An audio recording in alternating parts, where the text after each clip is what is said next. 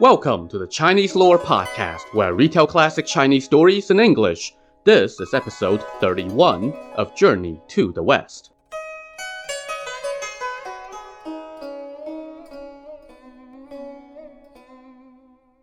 Last time, Zang and his disciples had escaped the clutches of the Yellow Robe demon.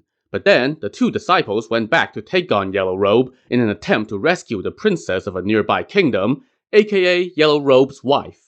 The rescue attempt went badly, and the disciple Zang ended up being captured by the demon. After finding out that the disciples had been sent by his wife's father, the king, Yellow Robe decided that it was high time to meet the in-laws. So he transformed himself into a handsome young man and went to the kingdom of precious elephants. When he arrived, he went straight to the palace and told the official at the gates, "I am His Highness's third prince consort. Please let him know that I am out here, waiting for his summon." The official reported this to the king, who was sitting in the main hall chatting with Zang. The king was puzzled. "I only have two prince consorts. Where did this third one come from?" he wondered. "It must be the demon," his officials said. "So should I summon him in?" the king asked. Zang was alarmed, and he said to the king, "Demons have powers. He can probably see the future and the past. He might be able to fly. Whether or not you summon him, he's coming in. So why not just summon him? It might avoid some unpleasantness." The king did as he suggested and summoned his visitor. Yellow Robe entered and kneeled to pay his respects.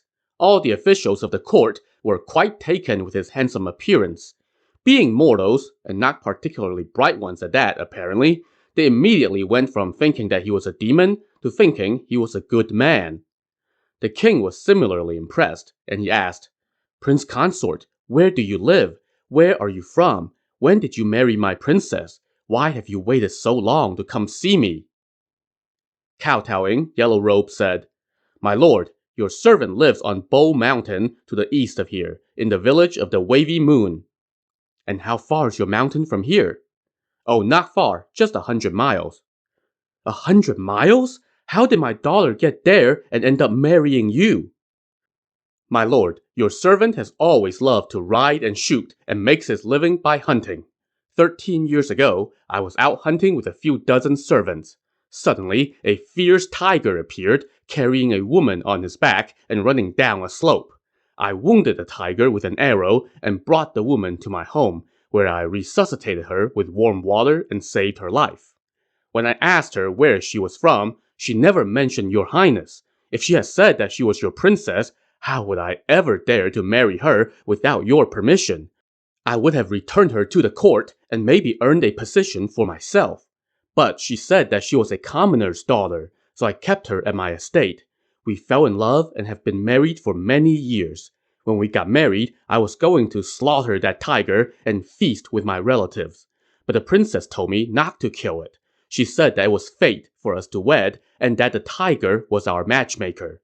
So I spared the tiger and let it go. It ran off with the arrow wound. But who knew that over the years, it cultivated its style and took to seducing and harming people.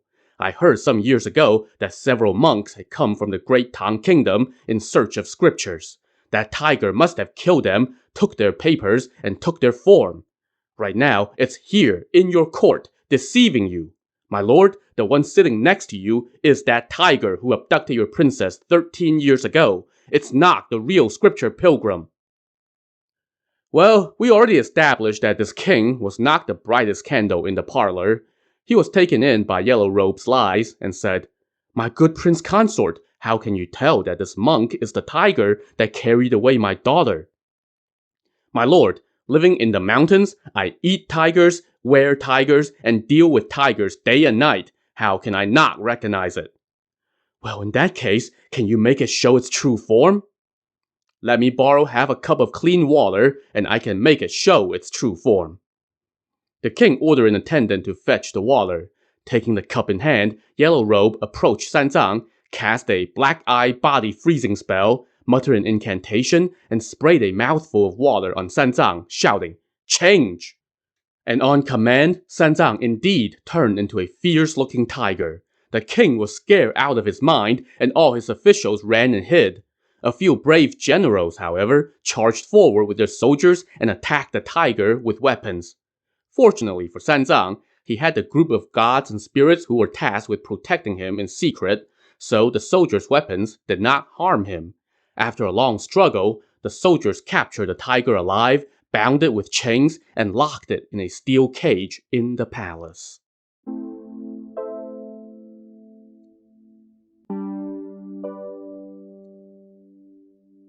The king now ordered a grand feast to be held to thank his new son-in-law for helping to tame the demon. After a long night of drinking, Yellow Robe went to rest in his quarters in the palace. He handpicked 18 palace maids to keep him company and entertain him with song and dance. As he sat in his chamber, he was flanked by gorgeous women. By the time 9 p.m. rolled around, he had gotten so drunk that his demonic nature started to show. He suddenly leaped up, roared with laughter, and showed his true form. What's more, he also showed his true appetite, as he reached out, grabbed the maid who was playing the lute, and bit off her head. The other 17 women fled in fear, but did not dare to make a ruckus. And it was late, so nobody dared to wake the king. They all just hid behind a wall and did not dare to make a sound. Yellow Robe, meanwhile, sat alone in his quarters, drinking and feasting on the flesh of the poor woman he had killed.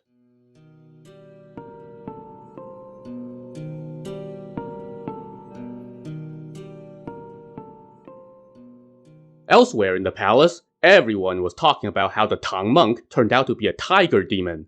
They were even talking about it in the royal stables.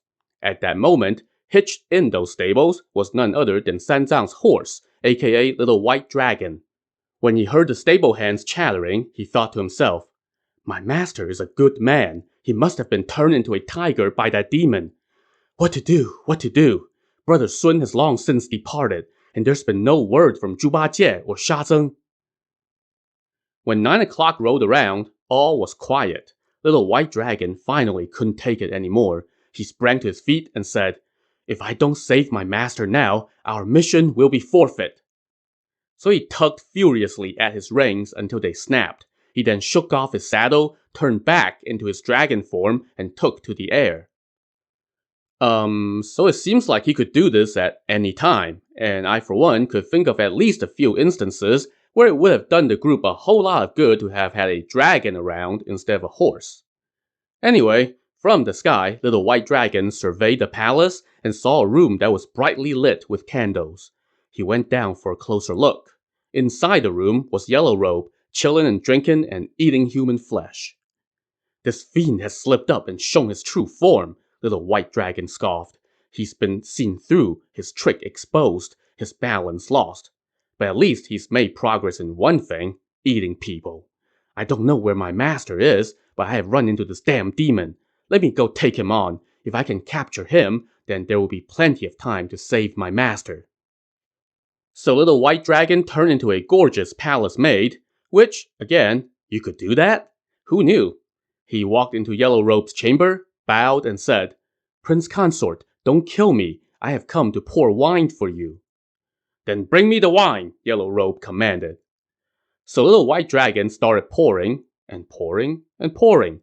The wine reached the top of Yellow Robe's cup, and then went above it. High above it, in fact. Eventually, the wine was 4 or 5 times the height of the cup, but none spilled. Now this was Little White Dragon's water magic, which delighted Yellow Robe. "What skills you have!" the demon marveled. "Oh, I can make it go even higher," Little White Dragon said. "Keep pouring, keep pouring!" Eventually, the wine got so high that it was like a pagoda, and still not a single drop spilled. Yellow Robe put it to his mouth, took a gulp, and then took a bite out of the corpse of the poor palace maid that he had been feasting on. He then asked, "Can you sing?" "A little bit," Little White Dragon said. He then sang a little tune and poured another cup for Yellow Robe. "Can you dance?" "I know a little bit of that too, but I'm just so-so, not that great." Yellow Robe now took off the sword that he was wearing around his waist and handed it to Little White Dragon, asking him to do a sword dance. So Little White Dragon started performing in front of him while Yellow Robe continued to chug. So honestly, hats off to this Dragon Prince. It's one thing to be able to shapeshift, which seemingly everybody in this novel not named Zang could do, but it's another thing to be able to put on a convincing song and dance. Like, I can't see Sun Wukong being able to do that. Anyway, Yellow Robe was quite absorbed with the performance. But just as the show was getting good, little White Dragon suddenly took a swing at him with a sword. Yellow Robe was alert enough to dodge the strike, grab a floor-length candle stand, and block the blade. That candle stand was made of iron and weighed something like 120 pounds, and Yellow Robe wielded it like a weapon. The two of them now took their fight outside. Little White Dragon turned back into his humanoid form and flew into the air, where he and Yellow Robe tangled. After 8 or 9 exchanges, however, Little White Dragon was starting to falter, while Yellow Robe remained stout as ever. Little White Dragon now hurled the sword at his foe, hoping to strike him, but Yellow Robe quickly reached up and grabbed the sword with one hand while swinging the heavy candle stand with the other. Little White Dragon couldn't dodge in time and took a blow on the back of his leg. Wounded, he descended from the clouds and dove into a river to hide. Yellow Robe looked but couldn't find his foe, so he returned to his palace with sword and candlestand in tow and resumed drinking himself to sleep. Little White Dragon, meanwhile, hid underwater for an hour. When he didn't hear any movement above, he leaped back out and, grimacing in pain, flew back into the palace and turned back into his horse form. He then lay down in the stable, soaked through and bearing a bruise on his hind leg.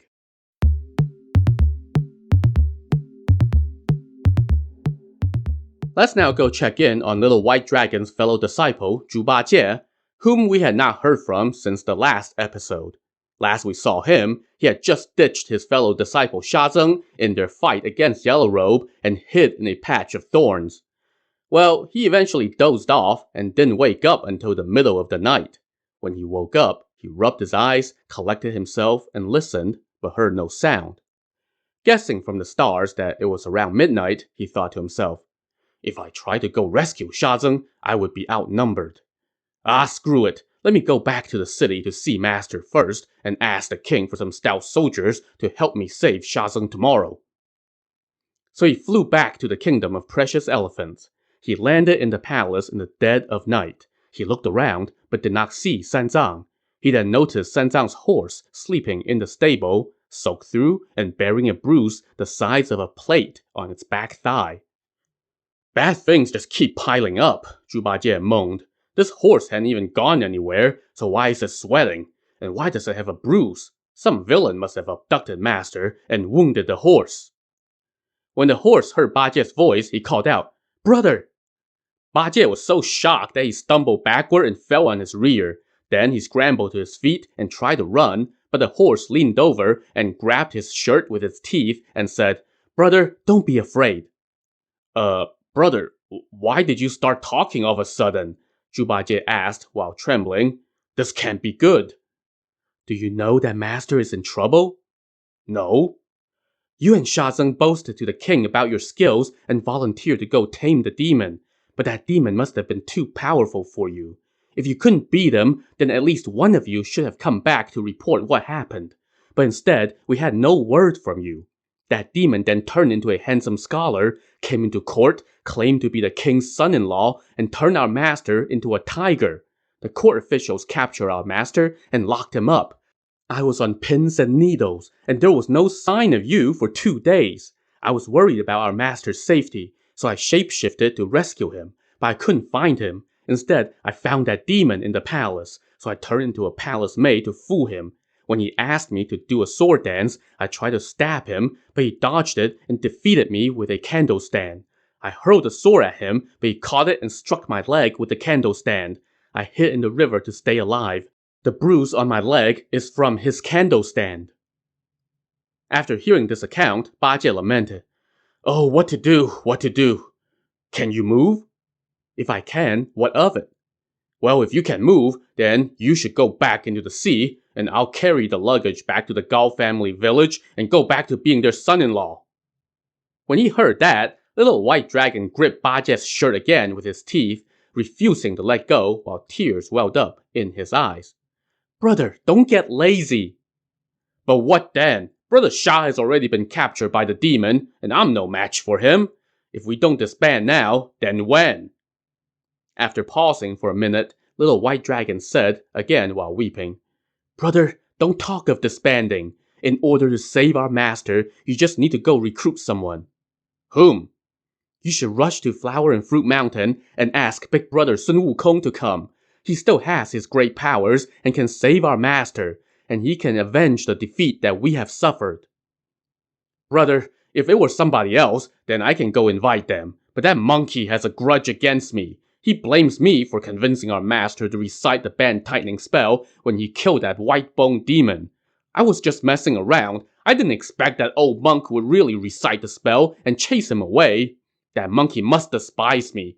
He won't come. And if I say the wrong thing, that stick of his is so heavy, if he gives me a few whacks with it, I would be dead. He won't beat you, Little White Dragon said. He's an honorable, righteous Monkey King. When you see him, don't say that Master is in trouble. Just say, Master misses you. Lure him here first. Once he gets here and sees the situation, he will no doubt become indignant and want to go up against that demon. Once he captures the demon, our master will be saved. All right, Bajie relented.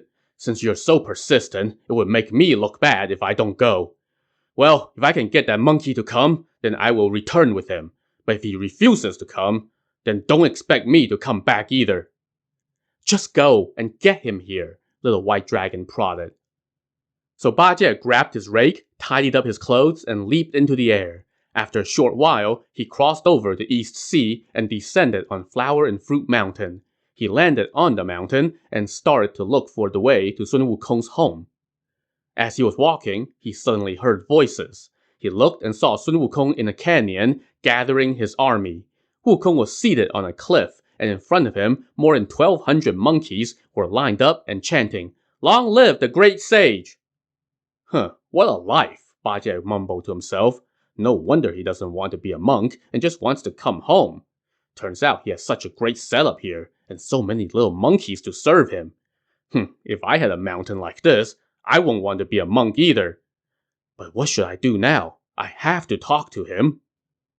But still, Bajie was wary of Sun Wukong, so he sneaked to the edge of the crowd and blended into the throng of monkeys, joining them as they kowtowed to their king. But yeah, he blended in about as well as you would expect a big fat pig to blend in with a troop of monkeys. And Sun Wukong, seated high above and blessed with sharp eyes, spotted him immediately. "Who is that outsider down there kowtowing?" Wukong shouted. "Where did he come from? Apprehend him and bring him here." A swarm of monkeys leaped on Bajie and shoved him forward, making him kneel on the ground. "Outsider, where did you come from?" Wukong asked. Keeping his head down, Bajie mumbled, "I'm not an outsider, I'm an old acquaintance." All my monkeys look similar, but you have a strange face. Your features are all jumbled like a heap of thunderclouds. You must be some demon from elsewhere. Now, if you came to join my forces, then you should announce your credentials and your name, so that I can decide whether to keep you around in my service. But how dare you bow before I have decided to keep you?" Bajie grumbled, "Have you no shame, putting on such airs? We were fellow disciples for a few years after all. How can you pretend to not recognize me and call me an outsider?" Wukong chuckled and asked him to lift his head. Bajie did so and stuck his snout forward. "See me now? If you don't recognize me, you should at least recognize my snout." Wukong couldn't help but laugh and exclaim, "Zhu Bajie!" Right, it's me, Zhu Bajie." "What are you doing here instead of following the Tang monk?" "Oh, did you offend Master and get dismissed as well? If you have a letter of dismissal, let me see it." "No, I didn't offend him. He didn't write any dismissal letters, and he didn't chase me away." "Well, in that case, what are you doing here?" Master misses you, and sent me here to come ask you to go back." "Ha! He doesn't miss me, and he doesn't want me back," Wukong scoffed. "He has sworn an oath to heaven and personally wrote a dismissal letter, so how could he be missing me or sending you to come so far to ask me to go back? I'm not going." "No, he really does miss you," Bajie fibbed. "How does he miss me?" He was riding on his horse and said, 'Disciples,' but I didn't hear him, and Shazeng was also deaf, so Master started thinking about you. He said that we were useless, and that you were the clever sharp one, and that you always answered him. So he missed you and sent me here to come invite you back. You have to go, on account of his sincerity, and my having come all this way." At that, Wukong leaped down from the cliff, took Bajie by the hand, and said, "Good brother, you have come all this way. Come with me for a stroll." Brother, it's such a long journey. I worry that master is going to get antsy. I shouldn't delay. But you have come all this way. At least have a look at my mountain. Bajie dared not refuse, so he followed Sun Wukong. Hand in hand they walked, with a troop of monkeys following behind. Wukong led Bajie to the most scenic spots on the mountain, which had by now regained its former glory and beauty. "Brother, this truly is the best mountain in the world," Bajie said with delight. "Good brother, is this a decent place to while away the days?" Wukong asked. "Oh, brother, listen to you. Your mountain is a blessed realm, much more than just a place to while away some days." As they chit-chatted, they descended from the peak. On the side of the path, a few monkeys kneeled with trays of purple grapes, fragrant dates, yellow loquats, and red bayberries, shouting, "Great sage, please eat!" Sun Wukong laughed and said, "My brother here has a huge appetite, but fruit is not really his thing. Oh well, Bajie, please don't mind it too much and have a few as a dessert." "Oh, I may have a big appetite, but I roll with the local customs," Bajie said. "Bring them over here and let me try a few." After they feasted on the fruits, the sun was now high in the sky. Bajie was worried about any more delays, so he prodded, "Brother, master's waiting for us. Come on back with me now." But Wukong ignored him and just said, "Good brother, why don't you come see my water curtain cave?" "Thank you for your hospitality, but master is waiting, so I can't go to your cave." "Well, in that case, I shouldn't keep you any longer. Let's part ways here." "Brother, you're not coming?" "Why would I? Here, I am under nobody's command and live carefree. Why would I want to be a monk? I'm not going. You go on back by yourself. Tell the Tang monk to stop thinking about me." Well, Zhu Bajie did not dare to press the matter, lest he riled up Sun Wukong and got a taste of his rod. So he had to just take his leave and find his way off the mountain. As soon as Zhu Bajie was out of sight, Sun Wukong sent two clever little monkeys to tail him and eavesdrop. Well, after he had shuffled about a mile away, Zhu Bajie turned, pointed in the direction of Sun Wukong, and cursed, "You damn monkey! You don't want to be a monk, you just want to be a demon. Stupid ape! I came to invite you, and yet you refuse to go. Well, screw you!" And so he went on, trudging along and cursing Sun Wukong with every step. Unbeknownst to him, the two little monkeys rushed back and reported his every word to Sun Wukong. Wukong flew into a rage and ordered his monkeys to go bring Zhu Bajie back. The next thing you know, Zhu Bajie found himself besieged by a simian swarm, knocked to the ground, seized by the mane, ears, and tail, and dragged back before Sun Wukong. "Alas, alas," Zhu Bajie lamented as he was being brought back. "I'm going to get it now." When the monkeys brought him back to the entrance of the water curtain cave, Sun Wukong was sitting on the cliff again. This time, he cursed, "You damn fool! If you're going to leave, then go! Why did you have to curse me?" Bajie kneeled and said, "Brother, I wasn't cursing you. If I did, may I bite through my tongue. I was just saying that since you refused to go, I would have to tell master the bad news. That's all. How would I dare to curse you?" "How can you fool me?" Wukong scoffed. "When I tilt my left ear up, I can hear the immortals of heaven speaking. When I turn my right ear down, I can hear the kings of hell and their minions deliberating. How could I not hear you cursing me while you were walking?" "Brother, you're a slippery little vermin. You must have turned into some critter or another and followed me." "Little ones, bring out the big sticks," Wukong now barked. "Give him 20 strokes in the front and 20 in the back. And then I'll use my rod to send him on his way." Zhu Bajie panicked and started kowtowing and pleading, "Brother, on account of our master, please spare me." "Oh yeah, I was just thinking about our master and how he treated me." "Oh brother, forget master. On account of the Bodhisattva Guan Yin, please spare me." When he heard Guan Yin being name-dropped, Wukong had a bit of a change of heart. He told Bajie, "Brother, in that case, I won't beat you yet. But come clean, don't lie to me. Where did the Tang monk run into trouble? Why are you here, lying to me?" "Brother, he's not in trouble. He really does miss you," Zhu Bajie said, still trying to keep up the deception. You thick-headed fool, you really do want a beating, don't you? I may be here in person, but my thoughts are always with Master. He faces trials and tribulations with every step. Tell me the truth now, and spare yourself the beating. To see if Zhu Bajie will finally come clean, or if Sun Wukong has to beat the truth out of him, tune in to the next episode of the Chinese Lore Podcast. Thanks for listening.